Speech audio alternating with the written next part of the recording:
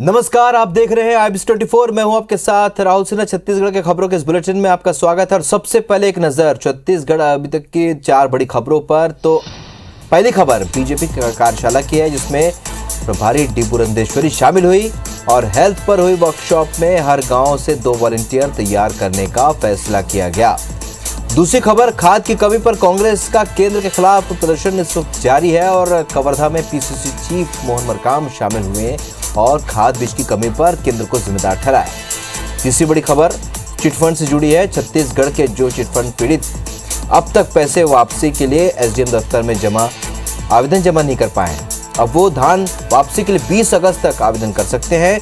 तो चौथी बड़ी खबर है, रत्न पुरस्कार के नाम बदलने पर राजीव गांधी खेल रत्न पुरस्कार अब हॉकी के महान जादूगर मेजर ध्यानचंद के नाम से जाना जाएगा। नाम बदलने पर कांग्रेस की आपत्ति को लेकर बीजेपी के प्रदेश प्रभारी डी पुरंदेश्वरी ने कहा कि अब तक ये सम्मान किसी एक परिवार के नाम पर ही था।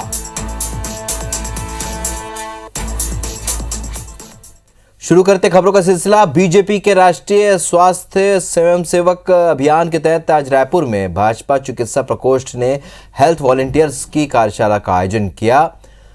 कुशाभाऊ ठाकरे परिसर में आयोजित इस कार्यशाला में भाजपा के हेल्थ वॉलंटियर्स शामिल हुए और इस कार्यशाला के बारे में जानकारी देते हुए बीजेपी प्रदेश प्रभारी डी पुरंदेश्वरी ने बताया कि मेरे साथ तीनों सहयोगी जो अन्य प्रदेशों में जाकर इसकी ट्रेनिंग दे रहे हैं, उन्होंने कहा है कि हमारे कार्यकर्ता पहले से ही सेवा के लिए काम में लगे हुए हैं। भाजपा के हेल्थ वॉलंटियर्स गांव-गांव तक जाएंगे। एक गांव में 2 हेल्थ वॉलंटियर यानी कि 2 लाख गांव में 4 लाख हेल्थ वॉलंटियर्स का लक्ष्य रखा गया है। भाजपा चिकित्सा प्रकोष्ठ के प्रदेश संयोजक डॉक्टर विमल चोपड़ा ने बताया कि कार्यशाला में प्रदेश भर में 40,000 हेल्थ वॉलंटियर्स तैयार करने का निर्णय लिया गया है। कार्यशाला में प्रदेश अध्यक्ष विष्णुदेव साय, प्रदेश संगठन महामंत्री पवन साय, भारतीय जनता पार्टी के प्रदेश महामंत्री भूपेंद्र सवन्नी, किरण देव, नारायण चंदेल प्रमुख रूप से मौजूद रहे।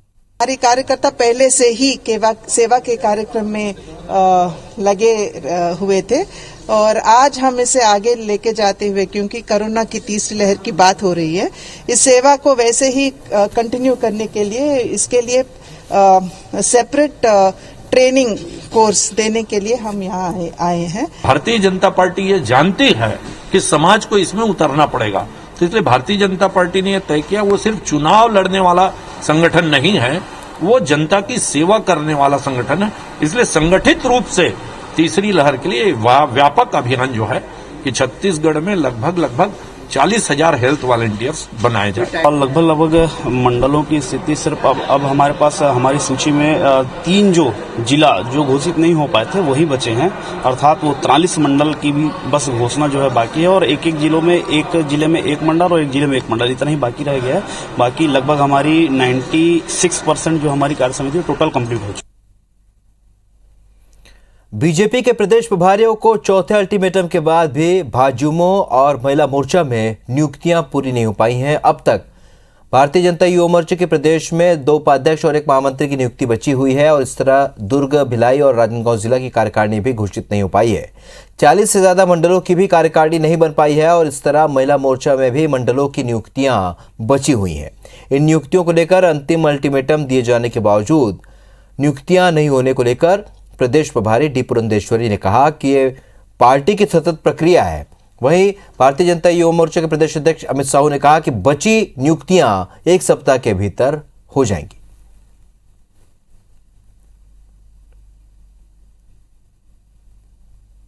देखिए, वो तो जो पोस्ट भरनी है या काम करना है वो लगातार चलने वाली काम है।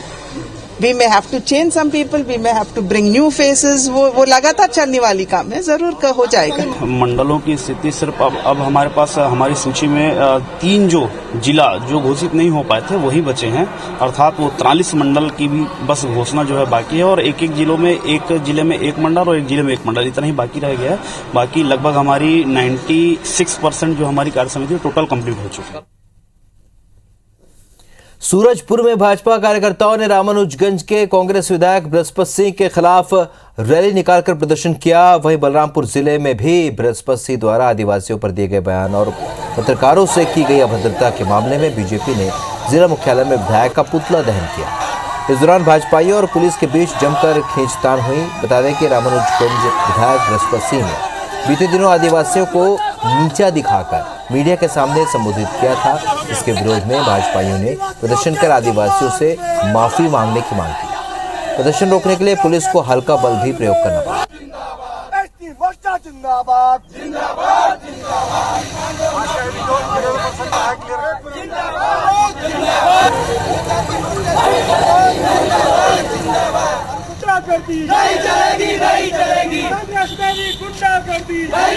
रामानुजगंज के विधायक कांग्रेस के बृहस्पति सिंह के द्वारा आदिवासी को अंगूठा छाप करके अपमानित किया है। इसके विरोध में हम लोग धरना प्रदर्शन किए। बड़ा कार्यक्रम रहेगा, जिला स्तर का कार्यक्रम रहेगा। पूरे सभी कार्यकर्ता यहाँ एकत्रित होकर धरना प्रदर्शन करेंगे और उनसे माफी मंगवाएंगे।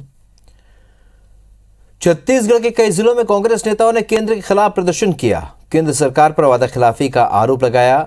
हम आपको बिलासपुर, गरियाबंद, कवर्धा, अंबिकापुर, चित्रकोट, लोरमी की ये तस्वीरें दिखा रहे हैं, जहां पर कांग्रेस नेताओं ने जमकर प्रदर्शन किया। कई जगह पर कांग्रेस नेताओं ने ज्ञापन भी सौंपा तो खाद बीज की कमी के लिए केंद्र सरकार को जिम्मेदार बताया। इतने नहीं, छत्तीसगढ़ सरकार के साथ सौतेला व्यवहार करने के आरोप भी लगाए। कांग्रेस नेताओं का कहना था कि बीजेपी की नीतियां किसान विरोधी। चुनाव तक नरेंद्र मोदी को लागू ना हो। दूसरा कृषि कार्य के लिए तो ये सरकार तो उतना यूरिया छत्तीसगढ़ के उद्योगपतियों को दिया गया कि ये बोनस देने का काम कर रही है। छत्तीसगढ़ के जो चिटफंड पीड़ित अब तक पैसे वापसी के लिए एसडीएम कार्यालय में आवेदन नहीं जमा कर पाए हैं, उनके लिए एक अच्छी खबर है। गृह विभाग ने अब चिटफंड में धन वापसी के लिए आवेदन करने की अंतिम तारीख 6 अगस्त से बढ़ाकर 20 अगस्त तक कर दी। अब निवेशक 20 अगस्त तक अपने जिले के एसडीएम कार्यालय में निर्धारित फॉर्मेट के अनुसार फॉर्म भरकर आवेदन कर सकते हैं। इससे पहले अंतिम तिथि को 6 अगस्त से बढ़ाकर 13 अगस्त किया गया था, लेकिन देर शाम गृह विभाग ने पुलिस महानिदेशक और कलेक्टरों के साथ आदेश जारी कर अंतिम तिथि को 20 अगस्त तक बढ़ा दिया है। वहीं आवेदन जमा करने की सुविधा मिलने के बाद एसडीएम कार्यालय में आवेदनों की संख्या तेजी के साथ बढ़ती जा रही है। अकेले रायपुर में आज 70,686 लोगों ने आवेदन किया है। इसके बाद रायपुर में आज तक जमा आवेदनों की संख्या 86,834 हो चुकी है। तो अभनपुर और आरंग में भी लगभग 15-15 हजार लोगों ने आवेदन जमा किए हैं।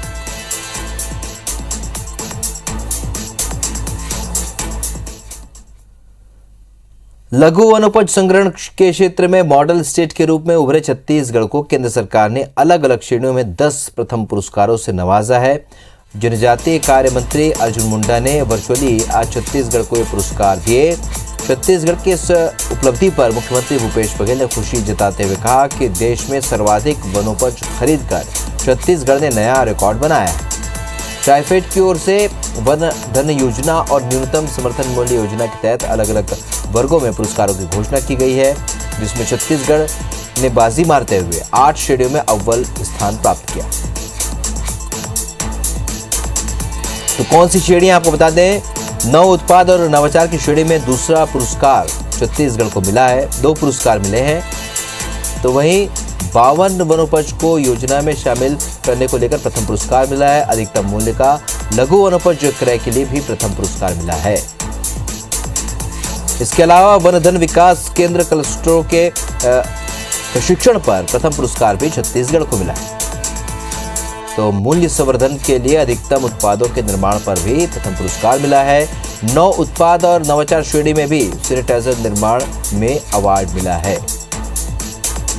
छत्तीसगढ़ महाराष्ट्र को महुआ सैनिटाइजर निर्माण में संयुक्त अवार्ड दिया गया है। इमली चस्का के नवाचार के लिए छत्तीसगढ़ को पुरस्कार दिया गया है। तो लघु वनोपज खरीदी, प्रसंस्करण और विपणन के लिए 10 अवार्ड छत्तीसगढ़ को मिले हैं। वन धन और एमएसपी योजना में छत्तीसगढ़ देश में अव्वल है। उत्कृष्ट प्रदर्शन के लिए अलग अलग श्रेणियों में 9 प्रथम पुरस्कार छत्तीसगढ़ को मिले हैं। बढ़ते आगे, बलरामपुर जिले के राजपुर वन क्षेत्र के महान 3 कोल खदान में लापरवाही और अन्य मुद्दों को लेकर सांभर विधायक और संसदीय सचिव चिंतामणि महाराज ने आंदोलन छेड़ दिया है। आज सुबह से संसदीय सचिव महान ने 3 कोल खदान के सामने वो धरने पर बैठ गए और इसके साथ भारी संख्या में ग्रामीण भी धरना दे रहे हैं। संसदीय सचिव चिंतामणि महाराज ने कल इस क्षेत्र का दौरा कर लापरवाही पाए जाने पर खदान को बंद करने के निर्देश दिए थे, लेकिन संसदीय सचिव के निर्देश की अवहेलना करते हुए खदान का काम जारी रहा। इसकी सूचना मिलने के बाद आज सुबह से संसदीय सचिव लगातार धरना दे रहे हैं। संसदीय सचिव ने आरोप लगाया कि इस खदान से करोड़ों रुपए के कोयले का उत्खनन किया जा रहा है, लेकिन प्रबंधन ने ना तो अभी लोगों को पूरी नौकरी दी है और ना ही मुआवजा दिया है। उन्होंने कहा कि अगर अभी भी प्रबंधन में सुधार नहीं आता है तो खदान को अनिश्चितकाल के लिए बंद कर दिया जाएगा। इसमें जितने लोगों का जमीन अधिग्रहित हुआ है उसमें जितने लोगों को नौकरी मिलना चाहिए उतने लोगों को नौकरी नहीं मिला है। मेन विषय अपना ये था। उसके साथ साथ यहाँ से जो उत्खनन हो रहा है इसके बाद यहाँ जो विकास होना चाहिए वो विकास कहीं दिखता नहीं है दूर, तो उसी के लिए हम बात करने आए थे। रायपुर में 50 करोड़ की लागत से बने इंटरस्टेट बस टर्मिनल के 23 अगस्त को लोकार्पण की तैयारी है, लेकिन इससे पहले ही आईएसबीटी की जमीन को लेकर दूधाधारी मठ और प्रशासन के बीच तय शर्तों के पूरा नहीं होने की बात सामने आई है। मठ के महंत रामसुंदर दास ने कहा है कि 4 शर्तों के आधार पर मठ की 30 एकड़ जमीन आईएसबीटी के लिए दी गई थी, लेकिन 14 सालों में महज एक शर्त ही पूरी हो पाई है। रायपुर में इंटरस्टेट बस टर्मिनल का 23 अगस्त को लोकार्पण होने जा रहा है। बस टर्मिनल 50 करोड़ की लागत से भाठा गांव में दूधाधारी मठ से मिली जमीन पर बनाया गया है। महापौर एजाज ढेबर के ऐलान के बाद मठ प्रबंधन ने प्रशासन को जमीन के बदले किए उसके 4 वादे याद दिलाए हैं। दरअसल 2007 में तत्कालीन सरकार के आग्रह पर मठ ने इंटरस्टेट बस टर्मिनल बनाने के लिए अपनी 30 एकड़ जमीन शासन को दी थी। इसके बदले 4 शर्तें रखी गई थी। मठ के महंत राम सुंदर दास की माने तो जमीन देने के 14 साल बाद 3 शर्तें पूरी नहीं हो पाई हैं। उन्होंने बताया कि शासन ने जमीन के बदले मठ को बदले में उतनी ही जमीन किसी और इलाके में देने का वादा किया था। मठ को वीआईपी रोड पर पिपराउद गांव में 30 एकड़ जमीन दी तो गई, पर अब उसमें गौठान बना दिया गया है। जमीन पर निर्माण भी किया गया है, लिहाजा मठ ने शासन से नया रायपुर में 30 एकड़ जमीन मांगी है, लेकिन अब तक जिला प्रशासन की ओर से कोई जवाब नहीं मिला। शासन ने नए भवन में मठ को 15 दुकानें देने का वादा भी किया था, लेकिन अब तक इसे लेकर नगर निगम ने कोई जानकारी नहीं दी है। महंत राम सुंदर दास की माने तो आईएसबीटी से लगी मठ की कृषि और ग्रीन लैंड यूज की जमीन का लैंड यूज बदलकर आवासीय करने का वादा था, जो आज तक पूरा नहीं हुआ है। 14 सालों में बस टर्मिनल का नाम श्री बालाजी स्वामी ट्रस्ट श्री दूधाधारी मठ के नाम पर किए जाने का वादा ही पूरा हो पाया है। मठ के महंत राम सुंदर दास का कहना है कि लोकार्पण से उन्हें कोई आपत्ति नहीं है। उन्हें उम्मीद है कि 23 अगस्त से पहले प्रशासन अपने सारे वायदे पूरे कर देगा। हमारे मठ ट्रस्ट के सदस्यों को यह भावना है कि 23 अगस्त क्यों, आज ही उसका उद्घाटन क्यों नहीं करते हैं जनहित में।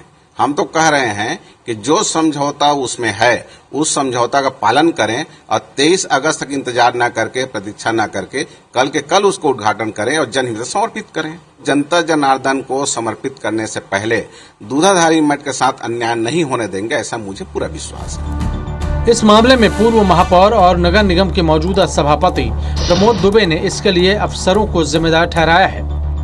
देखिए, महंत जी की जो अदला बदली में जो ज़मीन ली गई है उसके बारे में प्रशासन को पूरी जानकारी विधिवत तौर पर उनको दिया जाना आवश्यक है। प्रशासन की नैतिक जिम्मेदारी है कि जो की गई अब तक की कार्रवाई है उससे महंत जी को अवगत कराना चाहिए और कोई अगर कमी बेसी है उन कमियों को 23 तारीख तक निश्चित रूप से दूर किया जाना चाहिए। यहाँ सवाल लोकार्पण से पहले आईएसबीटी की बदहाली का भी है, क्योंकि बिना निगरानी के आईएसबीटी के भवन की खिड़कियां और दरवाजे टूट चुके हैं, साथ ही लाखों का सामान भी चोरी हो चुका है। आलम यह है कि भवन मवेशियों और अपराधियों का अड्डा बन गया है।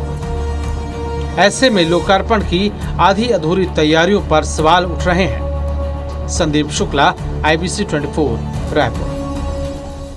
छत्तीसगढ़ राज्य ओपन स्कूल की ओर से आयोजित हाई स्कूल मुख्य और अवसर परीक्षा 2021 का नतीजा जारी किया गया और स्कूल शिक्षा मंत्री डॉक्टर प्रेमसाय सिंह टेकाम ने वीडियो कॉन्फ्रेंसिंग के जरिए परीक्षा परिणाम ऑनलाइन जारी किया। परीक्षा में 92.67% विद्यार्थी पास हुए हैं। तो नतीजे आने के बाद शिक्षा मंत्री प्रेमसाय टेकाम से खास बातचीत की हमारे सहयोगी ने। हाई स्कूल ओपन के नतीजे जो हैं वो जारी हो गए हैं और इस बार नतीजे कैसे रहे हैं, क्योंकि ओपन बुक पैटर्न पर परीक्षाएं हुई थी तो इसलिए उम्मीद भी थी कि नतीजे बहुत बढ़िया रहेंगे, बेहतर रहेंगे।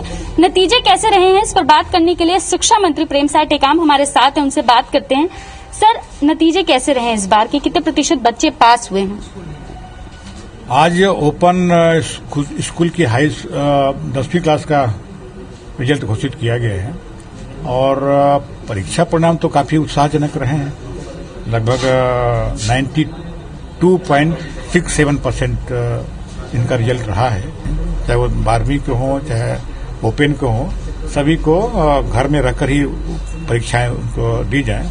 उसके बाद भी बहुत से बच्चे असफल हुए हैं, मतलब पर उनको घबराने की आवश्यकता नहीं है, लेकिन आत्मचिंतन करने की जरूरत बात है कि वो आत्मचिंतन करें और कि किस प्रकार से हम अगर घर में भी बैठकर अगर लिख रहे हैं उसके बाद भी अनुत्तीर्ण हो रहे हैं। लेकिन उसमें ये बात सामने आती है कि अगर जो बच्चा शुरू से अध्ययन करता है, पढ़ाई करता है, पूरी किताबों को पढ़ता है, वही बच्चा घर में भी अगर एग्जाम हो या बाहर भी एग्जाम हो तो वही बच्चा सफल हो सकता है। इस बार परीक्षाएं जो है ओपन बुक पैटर्न पर हुई थी, सारी परीक्षाओं में फेल होने वाले बच्चों की संख्या हजारों में है। घर पर बैठकर लिखना था, उसके बावजूद बच्चे फेल हो रहे हैं, वो भी इतनी बड़ी संख्या में। क्या वजह मानते हैं आप? देखिए, इसमें वजह कुछ नहीं है। वजह इसमें ये कि जो बच्चा शुरू से पढ़ता है, पूरी पढ़ाई में ध्यान से पढ़ता है, वो पूरी किताबें पढ़ता है, वही बच्चा चाहे वो घर से लिखे या ऑफलाइन जो एग्जाम होते हैं उसमें लिखे, लेकिन फिर भी इसमें बच्चों को भी और उन पेरेंट्स को भी आत्मचिंतन करने की जरूरत है कि हम अगर घर में भी घर से लिख रहे हैं उसके बाद भी असफल हो रहे हैं तो इसमें आत्मचिंतन करने की आवश्यकता है। बिल्कुल। तो 10वीं के नतीजे जो हैं ओपन स्कूल के आज जारी हो गए हैं। 92% से ज्यादा जो बच्चे हैं वो पास रहे हैं, तो एक बढ़िया नतीजा है। लेकिन चिंता की बात भी है उन बच्चों के लिए जो घर पर बैठकर लिख रहे हैं उसके बावजूद फेल हो रहे हैं। कैमरामैन अनूप साहू के साथ प्रिया पांडे, IBC 24 रायपुर। राजधानी में गुंडे बदमाशों का आतंक इस कदर बढ़ता जा रहा है कि अब वो पुलिस पर भी हमला करने लगे हैं। शुक्रवार सुबह चाकू लेकर घूम रहे बदमाश को जब पुलिस पकड़ने के लिए पहुंची तो आरोपी ने आरक्षक पर भी चाकू से हमला कर दिया और घटना के बाद लहूलुहान हालत में आरक्षक को अस्पताल में भर्ती कराया गया है। दरअसल सुबह डायल 112 को सूचना मिली कि 2 युवक चाकू लेकर शास्त्री बाजार इलाके में लोगों को धमका रहे हैं। मौके पर जैसे ही आरक्षक कुलदीप नेताम पहुंचे तो उन्हें देखकर आरोपी आकाश और पीयूष भागने लगे। आरक्षक ने जब उन्हें दौड़ाकर पकड़ा तो आरोपी आकाश ने चाकू से हमला कर दिया। उस समय आरोपी फरार हो गए थे, लेकिन बाद में उन्हें गिरफ्तार कर लिया गया। दोनों ही आरोपी पहले भी जेल जा चुके हैं।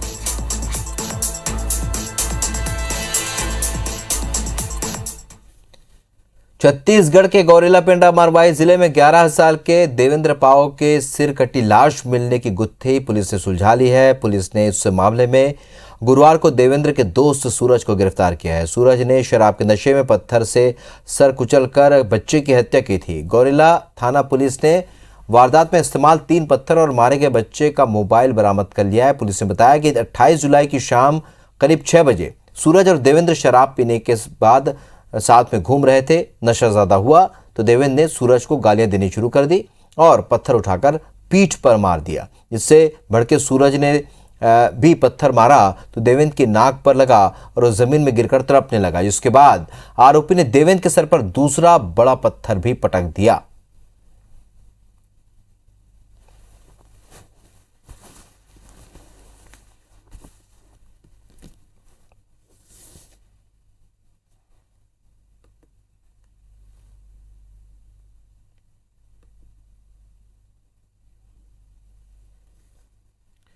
भारतीय हॉकी टीम के पूर्व सदस्य अंतर्राष्ट्रीय हॉकी प्लेयर नीता डुमरे ने कहा है कि भले ही टोक्यो ओलंपिक में कांस्य पदक से भारतीय महिला हॉकी टीम चूक गई हो, लेकिन चौथे स्थान पर रहना भी भारत में गर्व की बात है।